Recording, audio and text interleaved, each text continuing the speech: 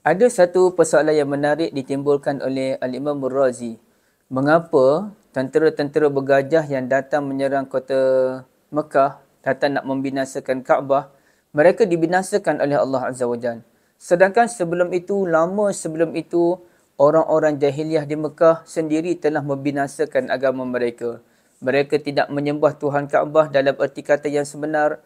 Mereka telah melakukan pelbagai pencerobohan.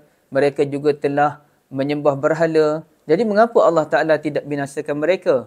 Maka jawapan yang diberikan oleh Al-Imam Ar-Razi adalah, kita mesti membezakan jenayah yang dilakukan kepada Allah Azza wa Jal dengan jenayah yang dilakukan kepada manusia.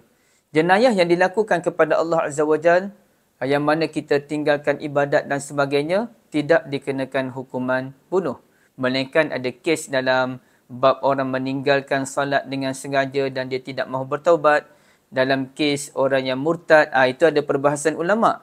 Tapi kalau kita lihat jenayah-jenayah yang dilakukan kepada manusia, ia boleh menyebabkan hukuman bunuh. Contohnya, pemberontak boleh dijatuhkan hukuman bunuh.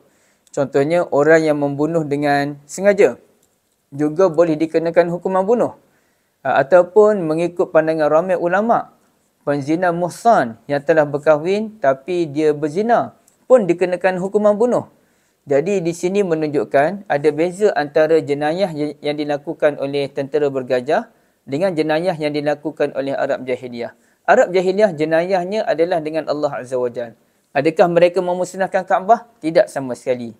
Berbeza dengan tentera bergajah, mereka datang, mereka memusnahkan Kaabah, mereka nak menyerang kota Mekah, mereka nak membunuh orang-orang yang mempertahankan Kaabah tersebut. Oleh kerana jenayah mereka adalah jenayah kemanusiaan. Jenayah mereka melibatkan negara. Maka wajarlah Allah Ta'ala menjatuhkan hukuman bunuh kepada mereka dengan menggunakan sekumpulan burung yang menggunakan formasi ababil yang telah kita bincangkan dalam video yang lepas.